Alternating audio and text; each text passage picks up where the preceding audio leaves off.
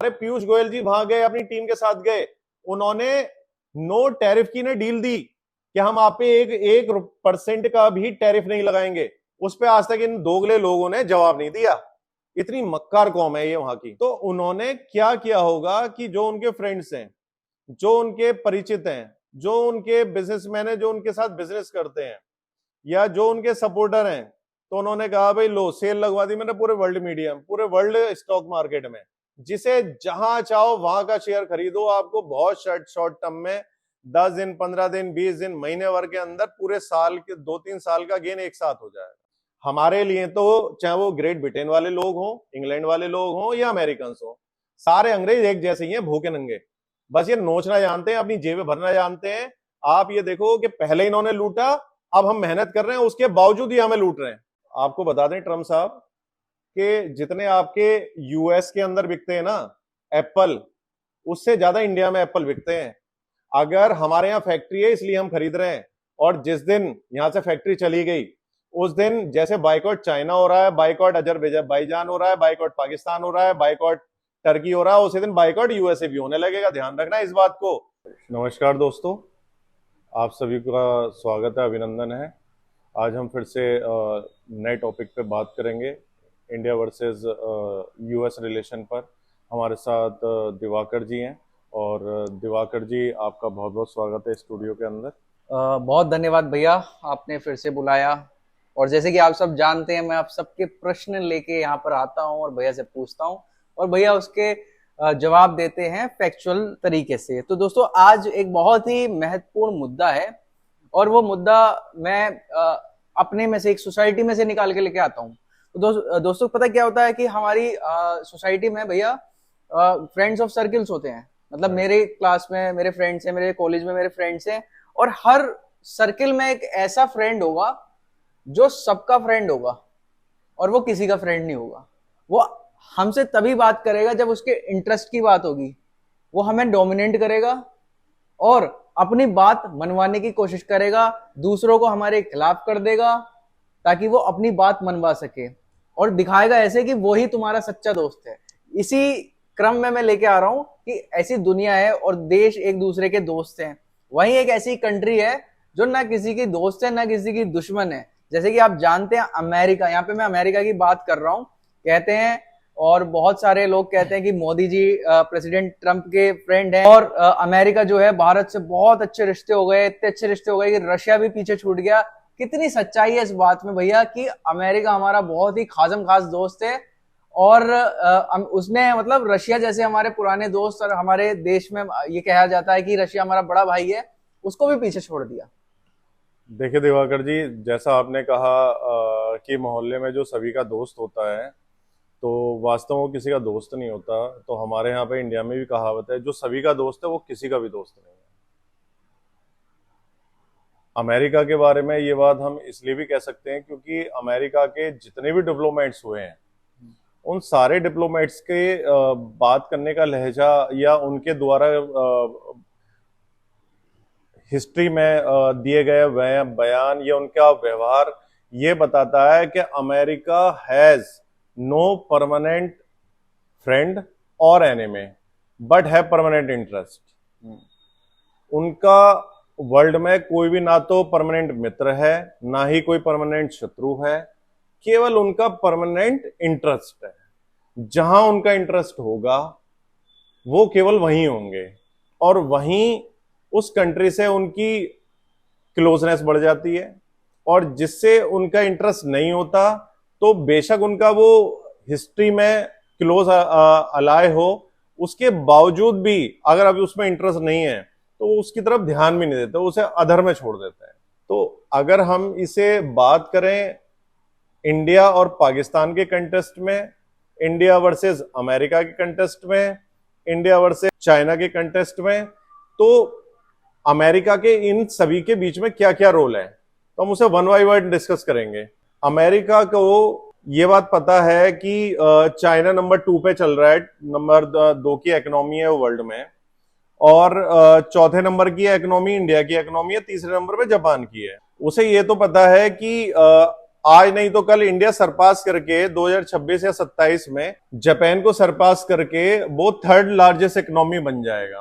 और मेरे ख्याल से इसमें एक डेढ़ साल लगना, इससे ज्यादा नहीं होना। तो अमेरिका की जो इकोनॉमी है वो 31 ट्रिलियन की है, और चाइना की इकोनॉमी है 19 ट्रिलियन डॉलर के आसपास की। इंडिया की इकोनॉमी ऑलमोस्ट 4.2 ट्रिलियन के आसपास है, और जो जापान की इकोनॉमी है ऑलमोस्ट 4.5 के आसपास है।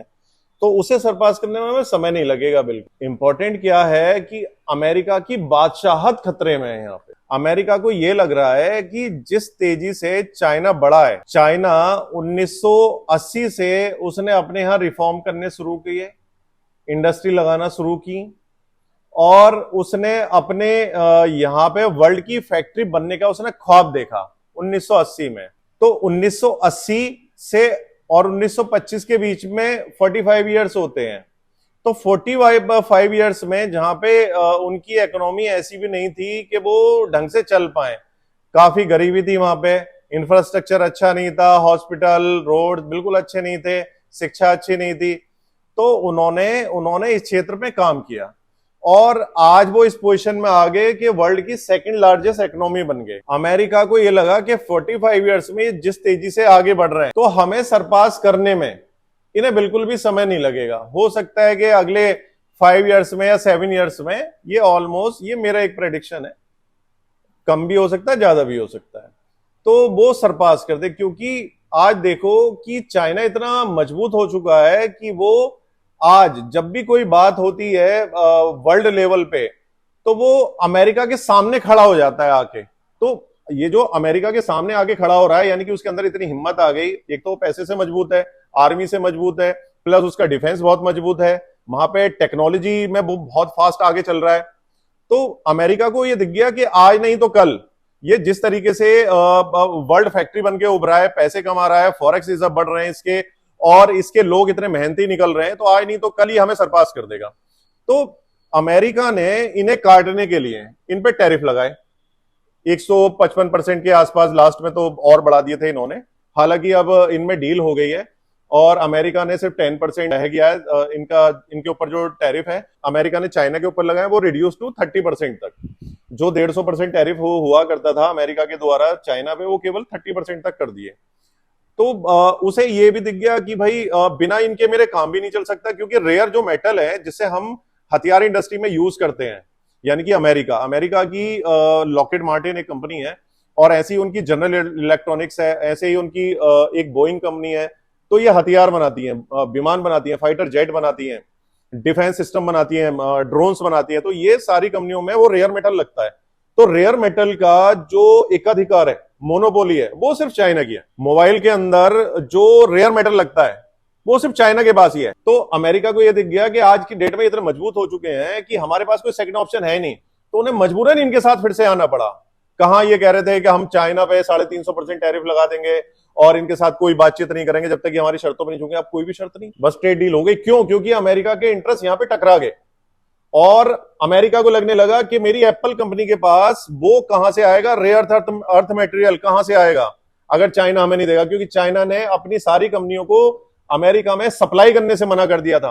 तो इससे अमेरिका घबरा गया कि भाई अब मेरा हथियार कौन खरीदेगा जो उसमें रेयर मटेरियल नहीं लगेगा, तो बनाऊंगा कैसे। तो पर्दे के पीछे ये बातें चलती रही, और आज उनके बीच में ट्रेड डील हो गई है। कहां वो उसे कट्टर दुश्मन मान रहे थे, लेकिन जब उसका खुद का इंटरेस्ट आया तो वो उसे अपना दोस्त बना के ऐसे पेश कर रहे हैं, ये और हम तो भाई शोले के जय और वीरू हैं। तो अमेरिका ये बात हमेशा अपने व्यवहार से, अपने शब्दों से, और उसकी हिस्ट्री उठा के देख लो आप, कि जब भी उसके इंटरेस्ट टकराते हैं और उसे लॉस हो रहा होता है तो वो झुक जाता है और अपना दोस्त बना लेता है। लेकिन जहां पे उसका इंटरेस्ट खत्म हो जाता है, चाहे वो कितना क्लोज अलाय हो, उससे वो नमस्ते कर दे। अब इसे भारत के कंटेस्ट में कैसे देखते हैं? अमेरिका को ये तो पता चल गया कि भाई हमारा वो चाइना कट्टर दुश्मन है। उसे ये भी पता चल गया कि भारत ने हमसे कोई डिफेंस सिस्टम ही नहीं खरीदा, कोई रडार भी नहीं खरीदा, कोई फाइटर जेट भी नहीं खरीदा, फिर भी पाकिस्तान को उसने घर में घुस के मारा, और उसका हम एक भी फाइटर जेट नहीं गिरा पाए, एक भी हम उसका ड्रोन नहीं गिरा पाए। और जो चाइना के ड्रोन थे, फाइटर जेट थे, और जो टर्की के वो थे ड्रोन्स थे, वो इंडिया पे के अंदर तक उनकी हद में पहुंच ही नहीं पाए। इंडिया के जो डिफेंस सिस्टम थे, उन्होंने वहीं पे रास्ते में उसे नेस्तनाबूद कर दिया। तो उसे ये लगने लगा डिफेंस में तो मुझसे आगे बढ़ रहे हैं। पहले जब इंडिया इनसे मांग रहा था 5th जनरेशन का फाइटर जेट, तब इन्होंने हमें कोई भी जवाब नहीं दिया था और ये कहते रहे थे अरे आपका तो किसी से झगड़ा नहीं हो ना, एक काम करो आप तो F-16 ही ले लो जो हमने पाकिस्तान को दे रखा है, लेकिन पाकिस्तान से को हमने जो दे रखा है ओल्ड वर्जन दे रखा है और आपको हम देंगे उन्नत किस्म का देंगे और उसके अंदर लेटेस्ट टेक्नोलॉजी डाल देंगे। तो हमने कहा भैया ये तो अब्सोल्यूट हो गया, हमें नहीं चाहिए बिल्कुल भी, हमें F-35 देते हो तो हम बात करें। तब F-35 इन्होंने दिया नहीं। अब जब इन्होंने देख लिया कि इंडिया के का डिफेंस बहुत आगे बढ़ चुका है, तो इन्होंने अपना वो आर्टिकल हमें बेचने की कोशिश की F-35। तो F-35 पे फिलहाल हमने ना हाँ कहा ना कहा। और आप ये देखो ये कितना मक्कार कंट्री है अमेरिका, कि जो हमारा तेजस का प्रोजेक्ट है, पिछले हम काफी समय से हमारी हिंदुस्तान एरोनॉटिक्स लिमिटेड वो कंपनी उस तेजस का प्रोडक्शन कर रही है और उस तेजस का प्रोडक्शन करने के लिए उसे चाहिए था एक इंजन, लेकिन इंजन वहां की कंपनी जनरल इलेक्ट्रॉनिक्स उसने कहा था हम प्रोवाइड कराएंगे आपको। तो पिछले 5-7 साल से हमें टाले जा रहे हैं वो, और उन्होंने जनरल इलेक्ट्रॉनिक्स ने हमें कभी भी वो इंजन सप्लाई नहीं किया हमारे तेजस फाइटर जेट के लिए। तो इसलिए हमारा वो प्रोजेक्ट अधर में लटका गया। अब सुनने में आ रहा है शायद वो ट्रांसफर कर रहे हैं, लेकिन पता नहीं कब ट्रांसफर करेंगे। दोस्तों आपको पता है कि जो हमारा तेजस है जिसका प्रोडक्शन हमारी HAL कर रही है, उसमें जो हमारा इंजन लगा हुआ है जो स्वदेशी है इंजन, वो 2.5 पीढ़ी का इंजन है, जनरेशन का 2.5 जनरेशन का इंजन है। और जबकि आज की डेट में जो हमें रिक्वायर्ड है हमारे फाइटर जेट को, वो हमें कम से कम एटलीस्ट 4 and 4.5 जनरेशन का हमें एक इंजन चाहिए जो अमेरिका की जी कंपनी बनाती है और जिससे हमने डिमांड किया था और उसने हमें अभी तक नहीं दिया है। तो आप ये देख सकते हो कि जी कंपनी ने हमसे एग्रीमेंट भी कर लिया देने के लिए, पैसे भी ले लिए और हमें अभी तक सप्लाई नहीं किया, और हमने बाइडेन के समय से कर रखा है ये एग्रीमेंट, फिर भी हमें नहीं मिला, क्योंकि ये नहीं चाहते कि हमारा डिफेंस मजबूत हो और हम इस पोजीशन में आ जाएं कि हमें कोई भी सामने वाला आंख ना दिखा पाए, हमारा कोई भी शत्रु कंट्री हमें आंख ना दिखा पाए। तो इसके ऊपर हम कभी भी भरोसा नहीं कर सकते। आप ये देखो, एक तरफ हमारे ट्रम्प साहब कहते हैं कि मोदी जी मेरे बहुत अच्छे दोस्त हैं, अगर उन पे कोई आक्रमण करेगा उस देश पे तो मैं सबसे पहले आऊंगा और मैं उसे रोकूंगा और मैं उसे देखूंगा। और आज क्या हुआ? आप ये देखो कि आज वही कंट्री जो हमारे साइंटिस्ट वहां पर जाके काम करते हैं, नासा में जाके काम करते हैं या उनकी टेक कंपनियों में जाके काम करते हैं, तो वो उनकी इकोनॉमी को बूस्ट करने का काम कर रहे हैं। लेकिन वो लोग जो पैसा कमा के इंडिया में भेजते हैं उस रेमिटेंस को, तो यूएस ने, आपको पता है दिवाकर भाई के 2 से 3 दिन पहले उन्होंने एक जियो पास किया, एक नोटिफिकेशन पास किया कि जो भी रेमिटेंस यूएस के बाहर जाएगा उस पर हम 5% टैक्स इंपोज कर रहे हैं। और जबकि वो अमेरिका के अंदर कमा रहा है, अमेरिका में इनकम टैक्स दे रहा है, अमेरिका के अंदर डायरेक्ट टैक्स दे रहा है और इनडायरेक्ट टैक्स दे रहा है, उसके बावजूद फिर भी एक्स्ट्रा 5% चाहिए तुम्हें। क्यों चाहिए? उन्हें पता है सबसे ज्यादा इंडियन काम करते हैं वहां, इसलिए उन्होंने हम पे ये 5% लगाया। चाइना से तो इन्होंने रातों रात डील कर ली, सिर्फ फोन पे आप पे हम सिर्फ 30% टैक्स रहने देते हैं, यानी कि चाइना पे, और आप हम पे सिर्फ 10% टैक्स लगाओ। तो वो डील तो इनकी फोन पे हो गई। लेकिन हमारे पीयूष गोयल जी वहां गए, अपनी टीम के साथ गए, उन्होंने नो टैरिफ की ने डील दी कि हम आप पे 1% का भी टैरिफ नहीं लगाएंगे। उस पर आज तक इन दोगले लोगों ने जवाब नहीं दिया। इतनी मक्कार कौम है ये वहां की।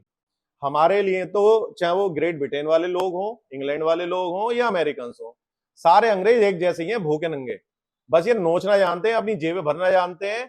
आप ये देखो कि पहले इन्होंने लूटा, अब हम मेहनत कर रहे हैं, उसके बावजूद ही हमें लूट रहे हैं 5% वो टैक्स लगा के, और हम कह रहे हैं हम तुमसे कोई टैक्स नहीं लेंगे, हमारे साथ व्यापार करो, लेकिन हम पे साइलेंट है।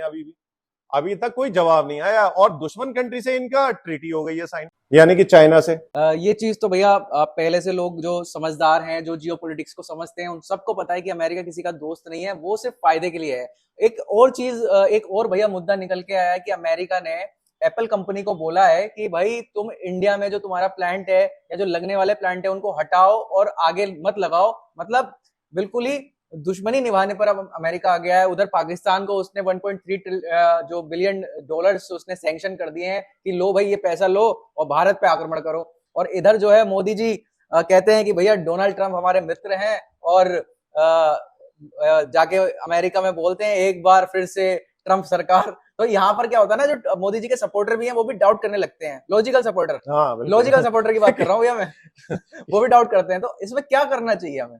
एक्चुअली क्या है कि आप ये देखो, टीम कुक हैं जो एप्पल कंपनी के सीईओ हैं, तो वो आज उनकी एक मुलाकात हुई थी किसी टॉपिक को लेकर, तो वहां पे ट्रम्प साहब ने ये कहा कि मेरी इच्छा ये है कि आप वहां पर प्रोडक्शन ना करें एप्पल का, यानी कि इंडिया में आप एप्पल की कोई भी नई साइट ना लगाएं, और जो वर्तमान साइट है आप उसके बारे में भी विचार करें। तो उन्होंने आज ये कहा, इट मीन्स ये हुआ कि जो इंडस्ट्री चाइना से उठ के आई है तो उस इंडस्ट्री को आप वहां से निकाल लो, यानी इंडिया से निकाल लो, और कोई नई इंडस्ट्री यानी कि नई प्रोडक्शन यूनिट आप वहां पे ना लगाओ। आपको बता दें ट्रम्प साहब कि जितने आपके यूएस के अंदर बिकते हैं ना एप्पल, उससे ज्यादा इंडिया में एप्पल बिकते हैं। अगर हमारे यहाँ फैक्ट्री है इसलिए हम खरीद रहे हैं, और जिस दिन यहां से फैक्ट्री चली गई उस दिन जैसे बाइकॉट चाइना हो रहा है, बाइकॉट अजरबैजान हो रहा है, बाइकॉट पाकिस्तान हो रहा है, बाइकॉट टर्की हो रहा है, उसी दिन बाइकॉट यूएसए भी होने लगेगा। ध्यान रखना इस बात को, क्योंकि आप जो यहाँ पे बना रहे हो ना वो इंडियंस ही खरीद रहे हैं, और हम मेड इन इंडिया ही लेंगे। अगर तुम्हें यहाँ पे माल बेचना है तो हमारी शर्तों के अनुसार ही चलना होगा, अदरवाइज और भी कंपनियां जा रही हैं, तुम भी जा सकते हो। जय हिंद, राम राम। अरे भैया कोई जबरदस्ती नहीं है। तुम्हें पता है इंडिया की जो इकोनॉमी है ना, जैसे एक अमेरिका की इकोनॉमी है, इंडिया की इकोनॉमी है, चाइना की इकोनॉमी है। चाइना की इकोनॉमी है मैन्युफैक्चरिंग बेस्ड, इंडिया की इकोनॉमी है कंज्यूमिंग बेस्ड। कंज्यूमर या कंज्यूमिंग समझते हो आप? कंज्यूमिंग का मतलब होता है कि हम जितना बनाते हैं उतना तो हम खुद ही यूज कर लेते हैं। हमारा जो टोटल इकोनॉमी का यानी टोटल जीडीपी का हम 2-4-5% ही केवल एक्सपोर्ट करते हैं, बाकी सारा हम खुद ही स्वयं उसे कंज्यूम कर लेते हैं जो भी बनाते हैं हम। लेकिन जो चाइना है, चाइना अगर 20% यूज करता है तो 80% एक्सपोर्ट करता है वो। तो उस केस में चाइना तो बैंकरप्ट हो सकता है, लेकिन हम नहीं हो सकते, क्योंकि हम एक्सपोर्ट ही बहुत कम करते हैं या बहुत ही मिनिमम करते हैं। और आप भी कंज्यूमर इकोनॉमी है, आपके पास एक तो सबसे बड़ी जो दिक्कत है, आपकी लेबर बहुत महंगी है, आपको माल चाहिए चीप अमाउंट पे, चीप मटेरियल पे। आपके यहाँ पे कोई भी रॉ मटेरियल की फैक्ट्री आपके पास नेग्लिजिबल है, लेबर आपकी बहुत महंगी है। आप हमारे यहाँ पे माल क्यों बनवाते हो? क्योंकि लेबर में सस्ती मिल जाती है और रॉ मटेरियल सस्ता मिल जाता है। चाइना में भी आप इसीलिए बनवाते हो। तो आप एहसान नहीं कर रहे हो हमारे ऊपर। अगर आप अपने यहाँ पे बना सकते थे ना तो फैक्ट्रियां खोल के बैठ चुके होते, लेकिन आपके पास वो कैपेबिलिटी नहीं है, और ये बात आपने समझी, इसलिए आप चाइना के पास गए और दोबारा से उनसे ट्रेड डील की। तो आप ये गलतफहमी में ना रहे हैं। जहाँ हम टर्की, पाकिस्तान, अजरबैजान, चाइना इस रेंज में हम बाइकआउट कर रहे थे, तो हो सकता है इन फ्यूचर यूएस भी बाइकआउट हो जाए, तो बहुत बड़ी बात नहीं है। और अब भैया एक सवाल है मेरे दिमाग में, थोड़ा सा विचित्र है, लेकिन हर सिटीजन के, इंडियन के दिमाग में है कि भाई ये ट्रम्प क्या पर्सनैलिटी है, ये किस प्रकार का इंसान है। मतलब इतनी बड़ी पावरफुल कंट्री का ये प्रेसिडेंट है, लेकिन इसकी बातें कभी ये कुछ कहता है, कभी कुछ कह देता है, कभी कहता है मैंने सीज फायर करा दिया, कभी कहता है कि मैं भारत का दोस्त हूँ, भारत का जो दुश्मन होगा उस पर हमला कर दूंगा, और मोदी मेरे दोस्त हैं। मतलब एक तरीके से जोकर, जैसे जोकर होता है ना, कभी कुछ बोल दिया कभी कुछ बोल दिया। तो इसको, और दूसरी तरफ लोग कहते हैं नहीं भाई जोकर नहीं है ये तो बिजनेसमैन है। तो ये है क्या ट्रम्प एक्चुअल में? इसको थोड़ा डेफिनेट, थोड़ा डिफिकल्ट है, बट इसको डिफाइन करिए, है क्या? एक्चुअली क्या है कि थोड़ा सा इसमें कोई शक नहीं है, ट्रम्प साहब बिजनेसमैन है और इन्हें सक्सेसफुल बिजनेसमैन भी कहा जाता है। तो ये जब भी कोई भी किसी से डील करते हैं, जब भी किसी से कुछ कहते हैं, जब भी किसी से मिलने जाते हैं, जब भी किसी का कुछ सुनते हैं, ये तो ये देखते हैं सबसे पहले धंधा कहाँ है। अगर इसमें उन्हें स्मेल आ जाती है कि इसमें धंधा है, तब तो वो अपना पैर उसमें डालते हैं, अदरवाइज से बाहर हो जाते हैं। आप ये देखो कि जब ट्रम्प साहब सरकार में आए, यानी 21 जनवरी 2025 को जब इन्होंने शपथ ली, उससे पहले मार्केट खूब टूट रहा था, और 21 जनवरी 2025 के बाद मार्केट कंटिन्यू 7 या 8 अप्रैल तक पूरे वर्ल्ड का शेयर मार्केट टूटा।